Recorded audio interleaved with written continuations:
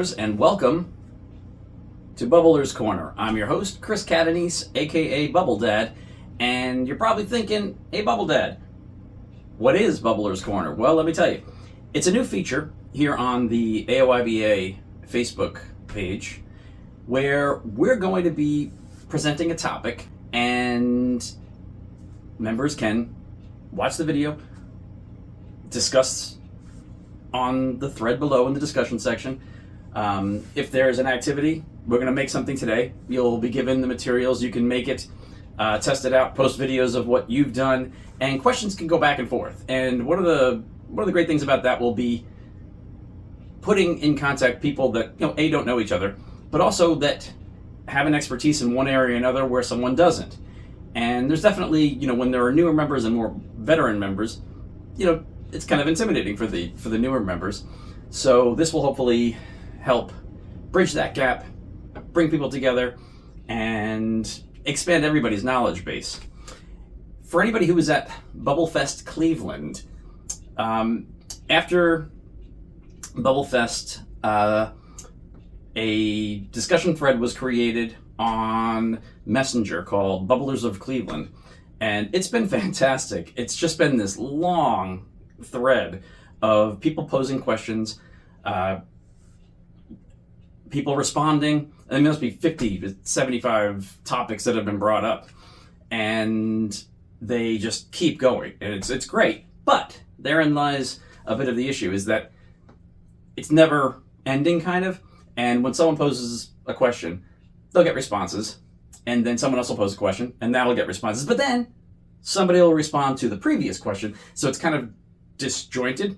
What we want to do with Bubbler's Corner is have a topic like bubble foamers, so that when you go to this Facebook post, all of the discussion will be right there below in the discussion.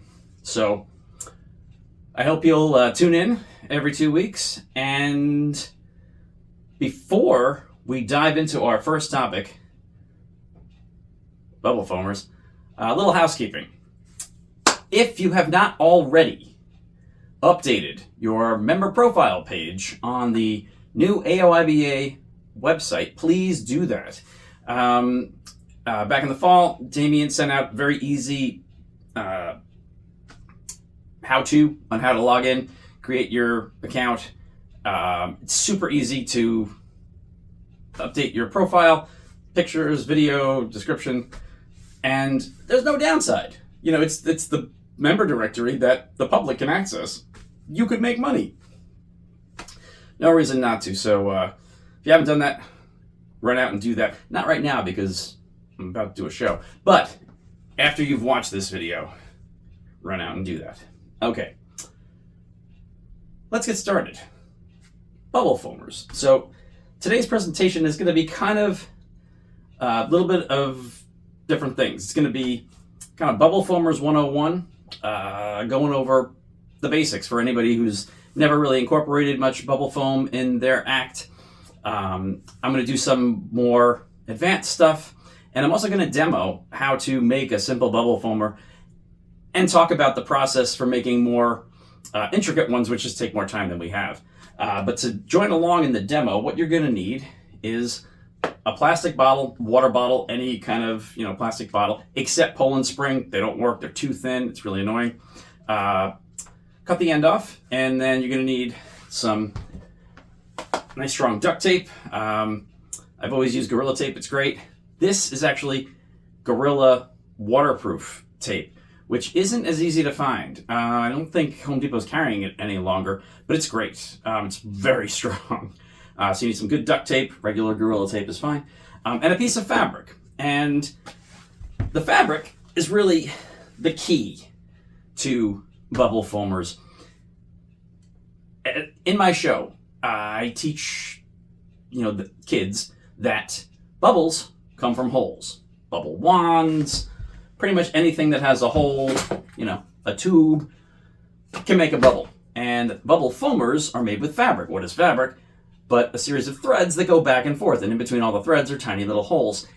In the fabric world, they call the number of threads that go through any given inch of space as the thread count. So if something has a high thread count, you'll know from sleeping, it's a more comfortable sheet.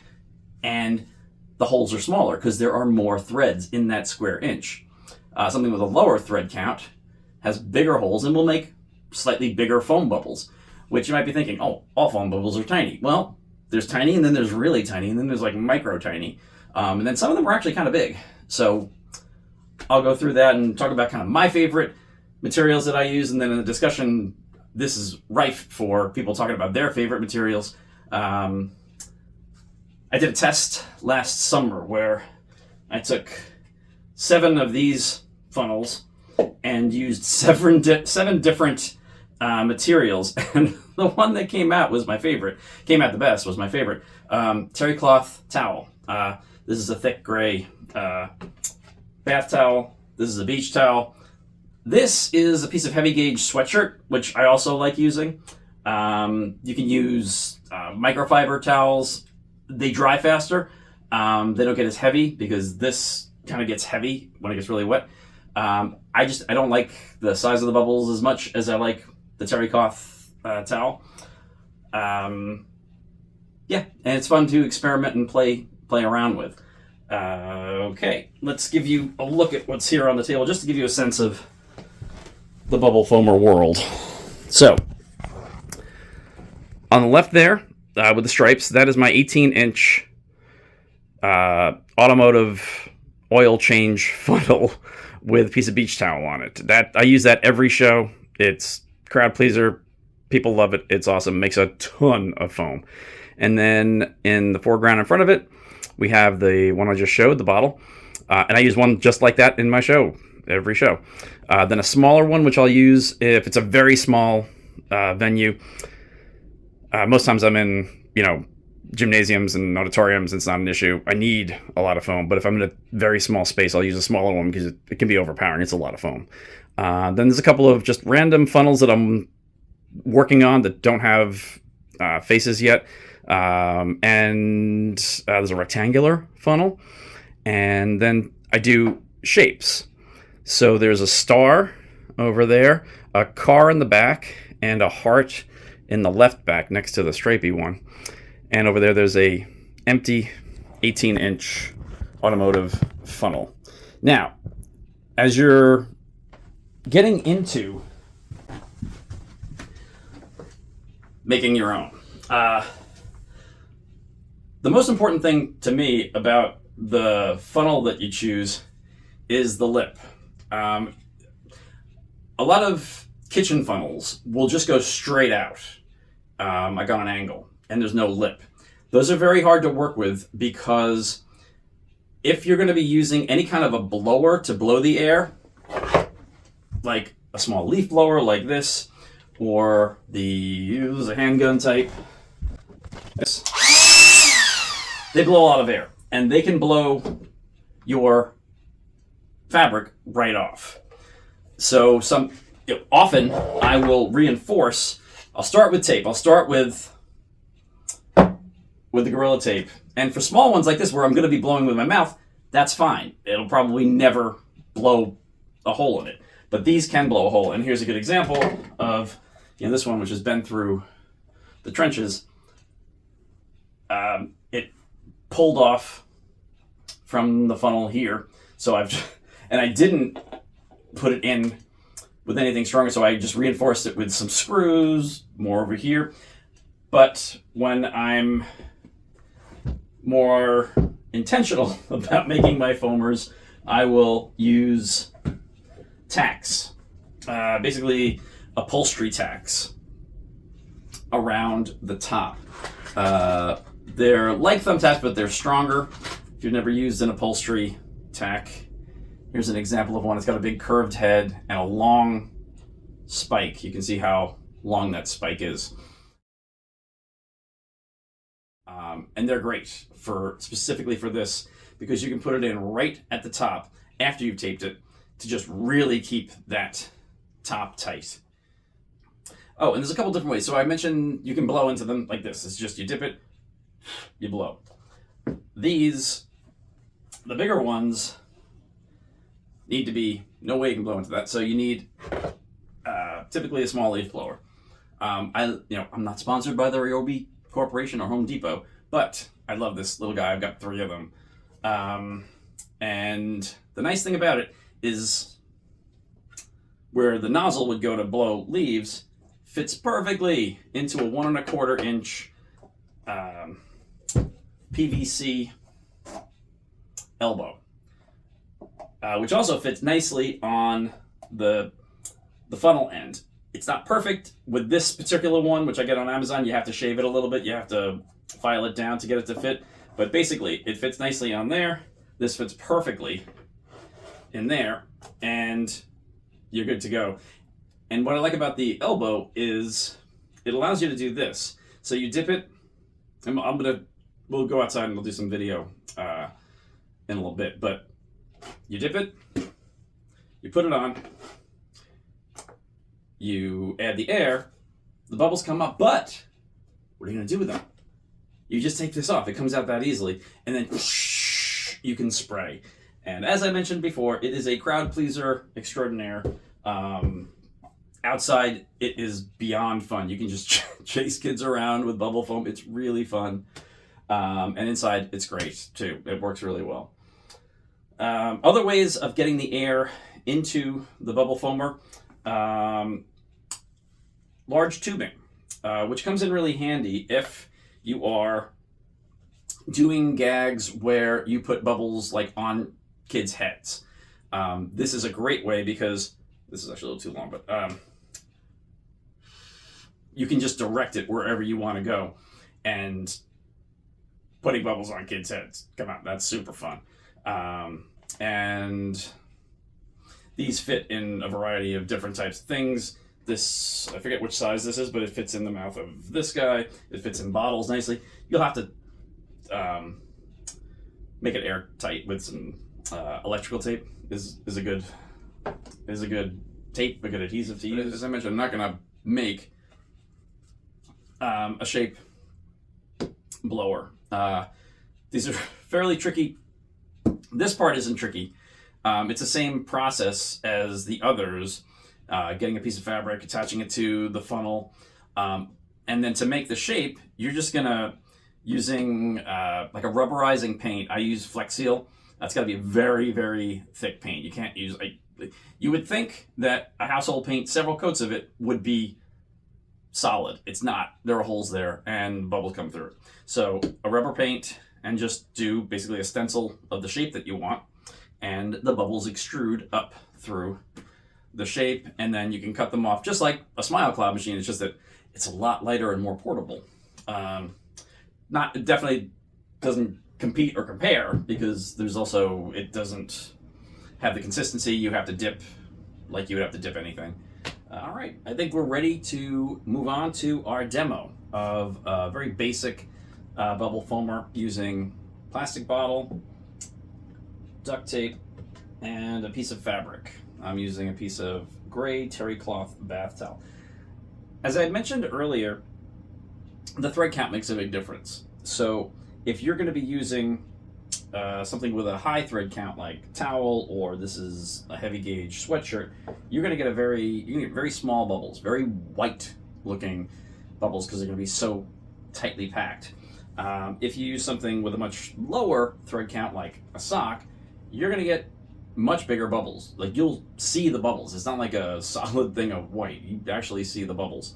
And I do this every show. I do a DIY element where I teach the kids and encourage their parents and teachers that this is super fun and super easy to do at home. All you need is a cardboard tube. I tape the end of it because if you use it all the time, it's going to get soggy. But it dries. I use the same one over and over again. Little pro tip. This is actually not a paper towel roll. It looks like a paper towel roll, but it was some kind of cardboard tubing from, it might have been wrapping paper or plastic wrap. A lot of things come in with good cardboard tubes in them, and they're great. You can use them, and it's relatable. It's identifiable, and people can, be like, oh yeah, I have that. I can do that. And just little toddler socks. And all you do is pull the toddler sock over your tube, hold it tight, and you can put some rubber bands around there or zip tie to hold it really tight. And then you're going to dip it in your bubble solution.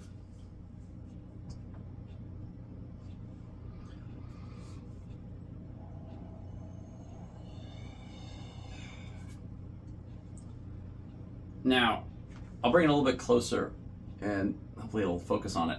You can see the bubbles. You can see through them. It's not like a solid wall of white because socks have a very low thread count.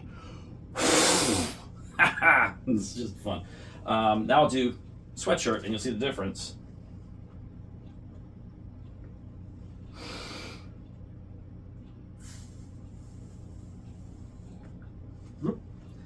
See, much smaller bubbles and you get that solid white foamy effect. And one thing about bubble foam that affects every type of foamer you use and every type of fabric you use, when you first do it, it's going to be wetter and heavier. So your first, batch, your first, blow if you're blowing, or your first shot of air, the first one's going to be wetter. And they fall fast and they make a big mess. So when I'm performing, inside, if I'm going to be blowing bubbles on the kids, not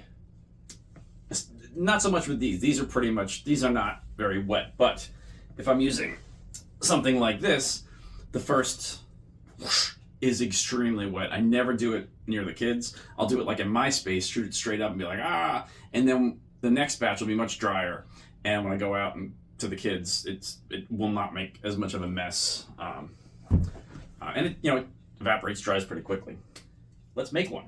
All right, so I'm going to use a Fiji water bottle. I like these because it's fun that they're square, it's different, but also it gives it a little bit more rigidity through the end, so it's a little bit stronger. It holds its shape a little bit better. And you want to cut as close to the edge as you can. You can use, a sharp knife, a paring knife, or razor blade, whatever. It doesn't have to be perfect because you're going to be covering it with fabric and tape, but you don't want it to be too lopsided. And you can always just trim it with a pair of scissors if it is lopsided. Yeah, mine's a little lopsided, so. Oh, there we go. Okay. Now, you can take a piece of fabric. This has obviously been used before. And you're going to just want to find a part of it that covers that whole opening, but overlaps by like a 1/2 inch on each side, because you don't want it too long because then you have a lot to get rid of. So, one way is you can just turn it upside down and take a marker.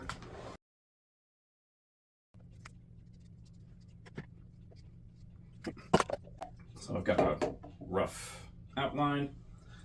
I'll cut that out. There's your piece of fabric. Now,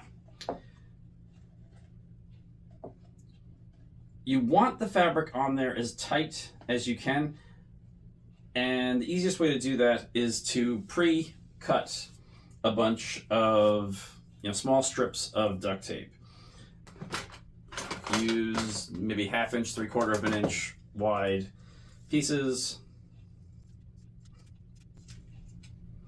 and you're gonna need a bunch of them. It depends on how big your bottle is, but you want to go all the way around. You don't want to have any openings where air can get out.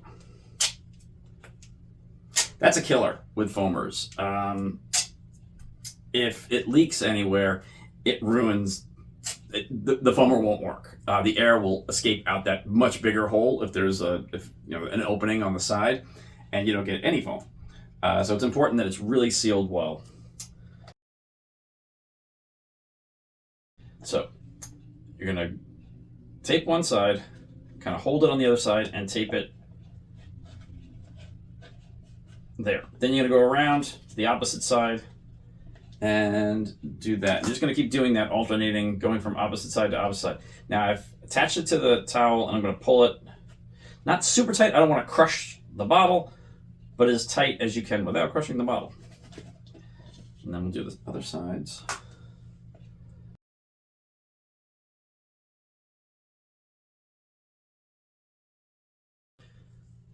Okay, once you've got it taped down, nice and taut, we're going to add a layer of tape right around the edge, bringing it right to the lip of the plastic bottle underneath. With a bottle this small, I'm going to use half of a strip of 2-inch duct tape.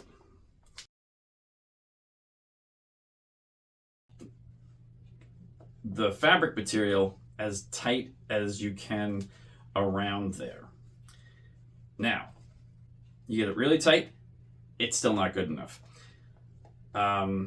It'll work as a bubble former, but there are, let's see it, there are always going to be little gaps, and inherently that's just a hole that's going to be covered with bubble solution, and it's bigger than the thread holes, so it's going to make bigger bubbles, and they're going to be coming out the side, and it's just not going to look clean and neat.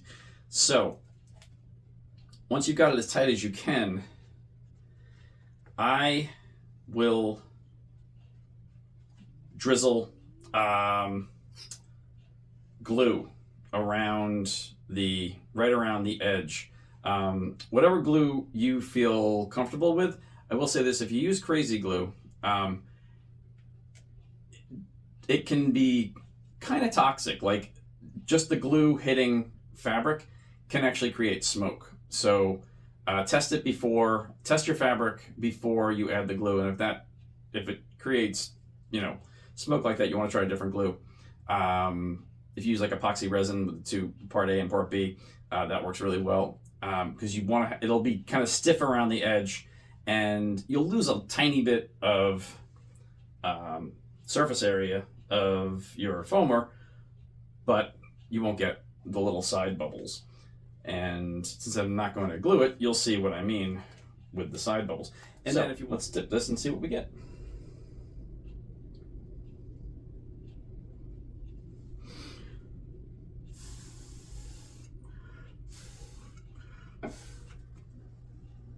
All right, actually didn't get much. It got pretty tight. The duct tape adhered nicely to the towel around the edge, so there weren't a lot of gaps. Over time, they'll form, and you'll get. Now you can see this is somewhere between kind of the sweatshirt, which was even smaller bubbles than this, and the sock, which was bigger bubbles than this. And again, they kind of all have their, for me anyway, places where they work well. Since I want, a lot of times I want bubbles that are going to be light enough to fly. I like having this size kind of in the middle with the terry cloth towel. I look forward to, if you've never done this before, this is the first time making a bubble foamer, take a video, post it down below, and if you have any questions, ask questions about it. I'm not going to do a demo of these other methods. I'm just going to show them in a little more detail. So if I was doing one like this with a lip, it'd be the exact same idea, where you take the fabric, I'm going to use my tablecloth, cover it, have about a 1/2 inch around, and then do the same thing. Tape it opposite sides all the way around. And then, because it's got the lip, I always like to go in with the upholstery tacks. It's gonna fight the power of the air blower that's gonna go through there. And I'll show you how easy these go through pretty easily. So I just pushed it in. And it's in there. It's in there very nice. And this is exactly where you don't want to have a kitchen funnel. Because if you have a kitchen funnel that's going up at an angle, like if I were to put this in this angled part here, it would actually be pointing up, almost through your fabric on top, and it kind of hurts. With a bigger one, I will just take Flex Seal paint, which would work perfectly with this to cover the edges. but I like to go over the edges with a coat of Flex Seal paint, because it's rubber and nothing gets through it. Demonstrate the basic idea behind my shape maker. So it's a very different method. If you've ever seen a smile cloud machine, it works in a different way than mine. It fills a cavity underneath, and ultimately it extrudes the bubbles up through the shape. Here, we're pushing the air and the bubbles are coming, they're being extruded up. There's nothing below. The bubbles just come out of the shape. It's not like it's filling up with bubbles and they're going through that opening. They're coming out of the opening just because of the air. And one of the challenging things about this that took me the longest time, years ago when I first was playing around with shapes and trying to get them to come out, I kept having problems with different parts of the shape coming out either faster or slower than other parts. And what I realized was the mechanism, which is a garbage can, it's a metal like trash can, and I have cut openings for the air vents, both blowing and sucking in air, and I've created a kind of molded base for my blower to sit in. So it sits in there. I'll show you this way. And from here, you're going to take, for this part, I use a straight 1.25 inch piece of PVC. This one happens to have an outlet. I have that blocked off because I'm not using that. So it's just a straight thing. And the reason, this was the tricky thing. The reason I was getting a lot of uneven distributions of where the foam was coming out was because when I was using the elbow, it was hitting the back of that and then kind of rebounding. The air was coming towards the end. The side was actually closer. And it still does with this. It's just that it doesn't really matter that much when it's just this much and it's an open and it's just all the same thing. When you're trying to get a shape to come out, it's got to come out evenly. Otherwise, you're not going to see the shape. So when I realized that, I just made it a straight piece, which means you have to have the thing shooting straight up. And then you put your shape foamer in there. And you want to use a low setting if you have the multiple speeds. And I do suggest ones that have lock-in speeds, as opposed to, there are some leaf blowers that have a trigger where you adjust it yourself, and that's not good for bubbling. There's a delay to it, and you can't control the speed with as well as you can with, a 1, 2, 3. And I usually do on the lowest. To make shapes, I do it on the lowest because you don't want to blow it out. Will they fly?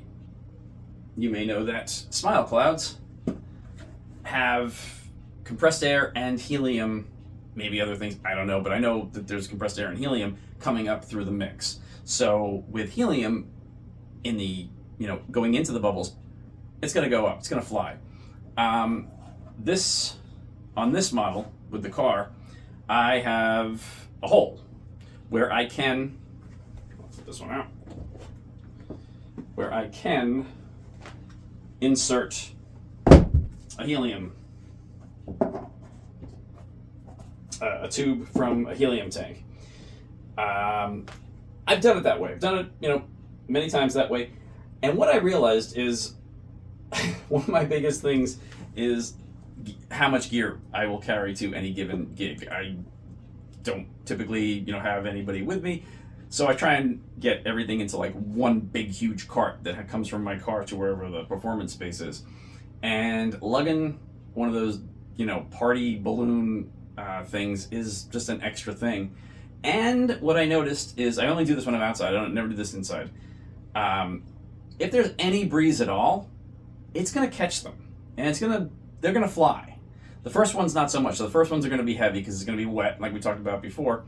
But then like second, third, fourth, fifth ones fly beautifully. After about 5, 6, you need to redip. And the nice thing about that is that without them going straight up because of the helium, and I know like smile clouds, you can adjust the amount of helium so that they don't go straight up, that they kind of hover a little bit, which is really fun. The kids love to chase them and catch them. And with this, everyone basically comes out. Sometimes the wind is very strong and it carries them fast, but it's very easy to get the kids to catch them. All right, I think I've shown everything I want to show. I think we should go outside and make some bubbles. Hello, bubblers. Welcome to my backyard, and I'm going to show off some of the bubble foamers we were talking about inside. I'm going to show you some things that are just to show you the difference between different types of fabrics, different types of techniques as you use them, and some of the things that I do in my show that you are free to lovingly emulate, but please don't rip me off. You guys. My bread and butter 18-inch foamer. If you're going to be using it, during a performance, I suggest dipping it once before the show, getting it wet, because sometimes different parts of it won't get fully wet on a single dip. Let's see. No, that got fully wet, but still. Okay. So as you can see, it's wet coming out. So that first batch is going to be wet, as evidenced by. Now this I have on 3. I have on the fullest power, but I like to do it slowly, just to anticipation. Okay, now, whoa! Look at that. See how heavy and wet it is? And now it's a little lighter. And yeah, kids are smiling. They look like clouds. It's a smile cloud. It just looks like an actual cloud.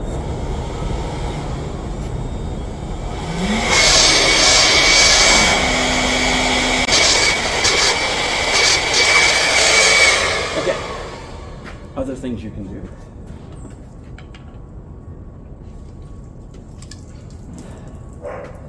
Well, here I'm going to just do a really high one, as high as I can go, and balance it. But I'm still going to get rid of that first layer of wet stuff.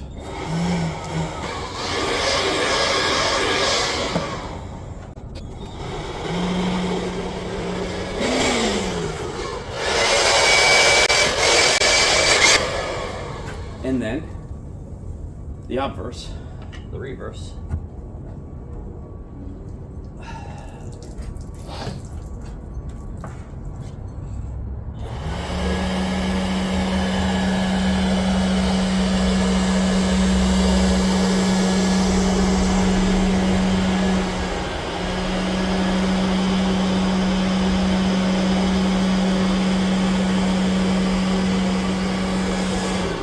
So you can clearly see how much lighter the top is. You can see through it. There's a huge bubble there, very tight at the bottom. And again, this is using beach towel. Which again, I like this level of bubble because it lets them fly nicely. Just kind of cut one off there. So, other foamer types. These are my DIY ones that I use in my show, and I start with this one. I mentioned this. Maybe I didn't mention this. Looks like a solid black cube, but there's a water bottle in there, and I've just covered it. I've made a box, a cube, out of corrugated plastic, covered it with Gorilla Tape, and the bottom. The fabric is towel, but then I put a layer of like satiny, it's part of an old curtain drop behind me.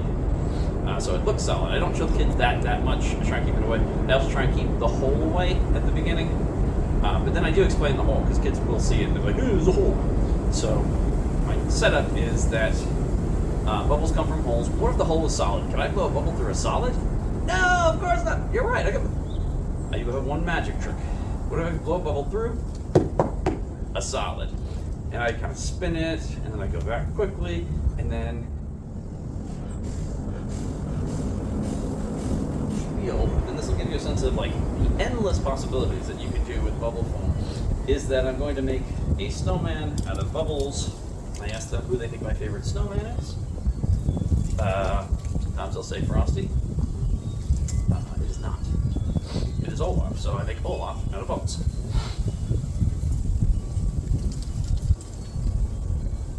So his base starts out like most snow people, big base. And the middle section is a little bit smaller, but a little bit taller. Of course, the wind picks up. Let's see if we can hold on. Yeah, outside this is a tough one. I will often have the kids form a wall. And then, what are his arms made out of? Kids yell out, sticks. This is a great little one. It's just a little plastic tube with a piece, same thing, just a little foamer. But let's do things like this. Give them arms. This one's actually a little bit, this one needs to be cleaned. There we go. And then Olaf's head. Is Olaf's head round like most snow people? No, what shape is it? Oval. Okay, we give him an oval head. And this is another great opportunity to explain. And here I'm really talking to the teachers, the parents. I have a background in professional development workshops for teachers as a facilitator. And I talk directly to the teachers, especially when I'm working with younger kids at like a kind of Montessori school type young kid setting, because this is how they can extend bubble play in the classroom. My master's degree is in education, so I like to throw out those education terms to encourage the teachers to try this stuff. So give them an oval head. Okay. And then what's his hair made out of? Sticks! Yeah, let's get some more sticks. What's his nose made out of? Carrot! Yeah, let's give him a carrot nose! Okay, ladies and gentlemen, I give you Olaf from Frozen. No, Olaf! Of course, that was meant to happen. But the idea that with different size foamers, you can make all kinds of shapes. I used to do, when I was inside doing my virtual shows, I would do a dinosaur, because without wind it was easier. So with 4 stumpy legs, big body, long tail, long neck, and a head that came up, and it really did look like kind of Apatosaurus. All kinds of shapes you can do. I know a lot of people think CJ puts a face on it, which is super cute. Like a printed out, she's a panda. I don't know, different faces. I love foam, and I don't know if I mentioned it inside, but my very favorite thing about foam is it is almost completely weather independent. Doing shapes and things like this, yeah, wind is tough, but it is fail-safe. It will work in almost any condition other than super high wind, and even then, the big one will work. So it's a great trick to have in your tool belt. All right, and here is the one I mentioned yesterday. If you want to, this is one attached to a piece of tubing, which is great if you want to put it, on a kid's head.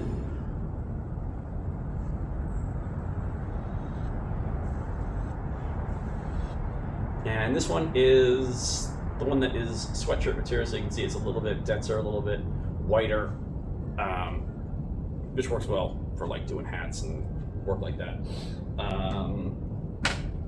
Oh, and this is not a foamer, but it's similar. Whenever I put a whole bunch of straws together, I call it a bubblinator. So this is a mega bubblinator with about, 50, 75, 100 cocktail straws in it. And it's a really great effect because basically it's a foamer, but they're bigger, much bigger bubbles. I'll come closer.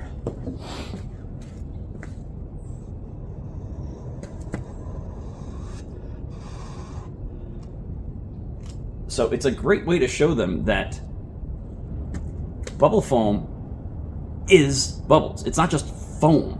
foam is a series of lots of bubbles, and you can see that here because it's a bunch of bubbles connected, but here you can really see the individual bubbles. And with older kids, this is my favorite geometry little lesson. Ask them if they see shapes inside, and I'll go up and they'll see, pentagon, hexagon, square, cube, rectangle. Sometimes the kid will say icosahedron. And sometimes a kid will say a dodecahedron. Bubble shapes. I'm going to bring these up closer so you can see this. Tank of helium. I have adapted it to have a hose coming out of it into the PVC pipe. This is going to get wet and then go on top.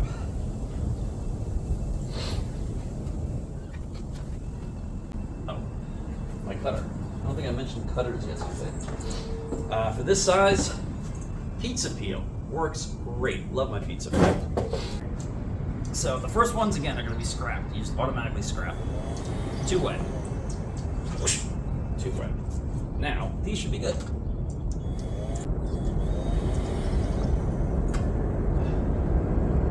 So, technique-wise, if you give it a little twink, it usually will get up in the air. Yeah, kind of nicely.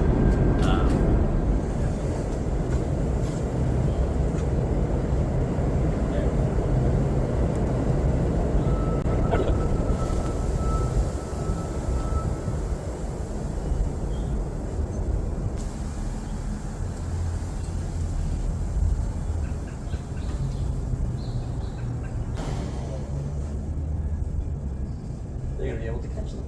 You can help them too. Yeah, you break them. A heart. Stars.